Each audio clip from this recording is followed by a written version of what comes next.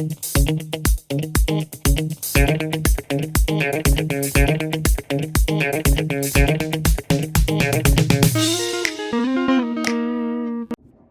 there, it's me again. So you all probably recognize the plant that's behind me, right? So the question today is, what will happen if I touch it?